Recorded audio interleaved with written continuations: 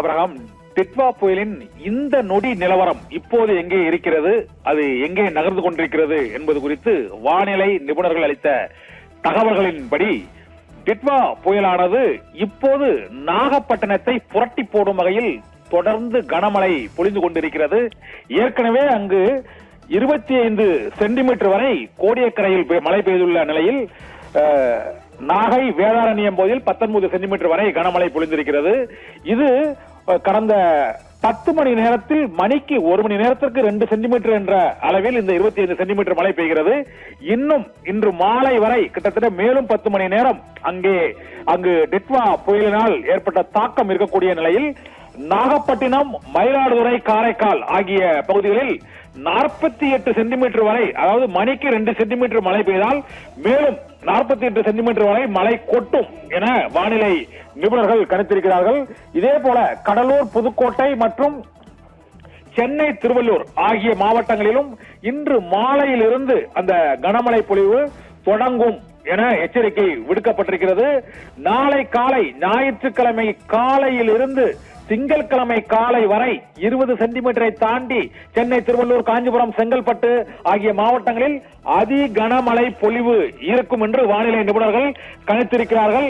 இலங்கையை புரட்டி போட்டு கோர தாண்டவம் ஆடிவிட்டு தமிழகத்தை நோக்கி வந்து கொண்டிருக்கும் டிட்வா புயலின் முதல் கோர தாண்டவம் நாகை மற்றும் மயிலாடுதுறை, காரைக்கால் பகுதியில் இப்போது கோர தாண்டவம் ஆடிக்கொண்டிருக்கிறது. அங்கு அதி கனமழை 40 சென்டிமீட்டரை தாண்டி இப்போது மழை பெய்து கொண்டிருக்கிறது. நாகப்பட்டினம், வேதாரண்யம், தோப்புத்துறை, நாகவேதிரி ஆகிய பகுதிகள் மட்டுமின்றி கடலூரில் பரங்கிப்பேட்டை, சிதம்பரம் ஆகிய பகுதிகளிலும் அதி கனமழை பொழிவு இப்போது பொழிந்து கொண்டிருக்கிறது. 20 சென்டிமீட்டரை தாண்டி கிட்டத்தட்ட 48 சென்டிமீட்டர் வரை மழை பெய்து விட்டுதான் அதன் பின்னர் இன்று மாலை சென்னையை நோக்கி அது வரும் என எதிர்பார்க்கப்பட்டு கணிக்கப்பட்டிருக்கிறது. இன்று இரவில், மாலையிலிருந்து இரவு மிதமான மழை பெய்ய தொடங்கி நாளை காலையில் இருந்து அடைமழை கொட்ட தொடங்க போகிறது.